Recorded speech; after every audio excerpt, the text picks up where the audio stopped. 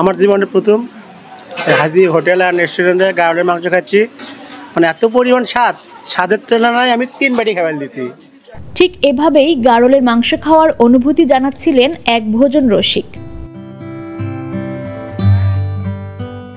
এবার যমুনা পাড়ের সাধারণ মানুষের কথা চিন্তা করে উপজেলার অন্যতম পর্যটন কেন্দ্র বগুড়া সারিয়াকান্দির কালীতলা নৌঘাটে প্রতি শুক্রবার বিক্রি হচ্ছে গাড়লের মাংস।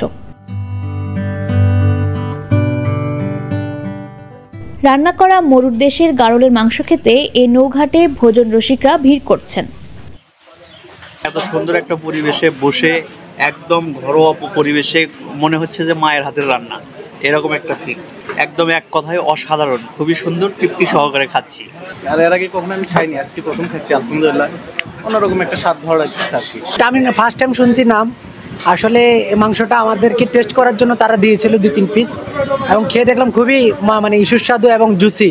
আমি গাইবান্ধা থেকে আসছি, এই প্রথম ফার্স্ট টাইম আমি এই গাড়লের মাংস খাচ্ছি, খুব ভালো লাগলো।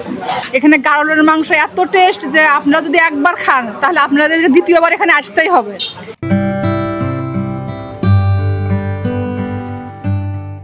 বগুড়া সারিয়াকান্দির বিস্তীর্ণ চরাঞ্চলে গড়ে উঠেছে মরুর দেশের গাড়লের খামার।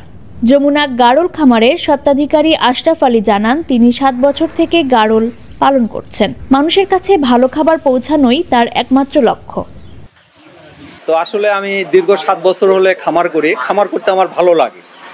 তো গাড়লটা আসলে অনেক ভালো, গাড়লটা অনেক সুস্বাদু এবং এটা চর্বি নাই, স্বাস্থ্যের জন্য অনেক ভালো। আসলে আমরা চাচ্ছি যে মানুষকে ভালো খাবার পৌঁছায় দিতে।